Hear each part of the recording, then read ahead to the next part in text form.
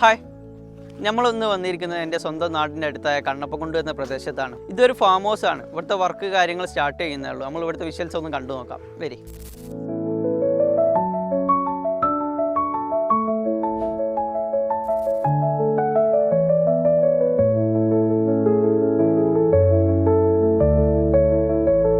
നമ്മളിവിടെ വന്നിരിക്കുന്നത് നമുക്കൊരു 80ഓളം കാല് ഇവിടെ ചെയ്യാൻ ഓർഡർ കിട്ടിയിരുന്നു. അതിൻ്റെ ഭാഗമായിട്ടാണ് നമ്മളിവിടെ വന്നത്, പണി സ്റ്റാർട്ട് ചെയ്തതും.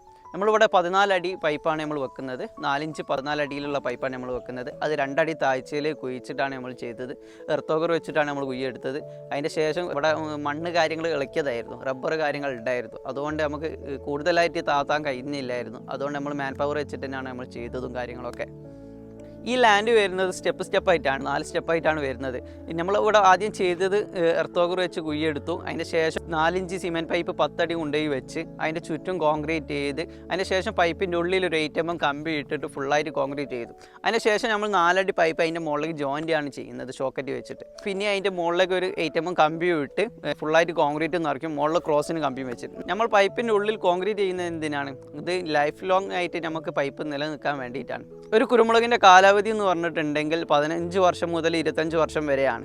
എന്നാലും നമുക്ക് എന്ത് ചെയ്യാം, നമ്മുടെ കാലം അവിടെ തന്നെ ഉണ്ടാവും. നിങ്ങൾ തൈ മാറ്റിയിട്ട് കുഴിച്ചിട്ടാൽ മാത്രം മതി.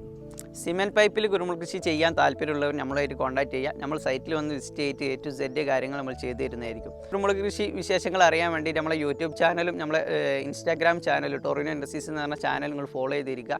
Okay, bye bye, see U.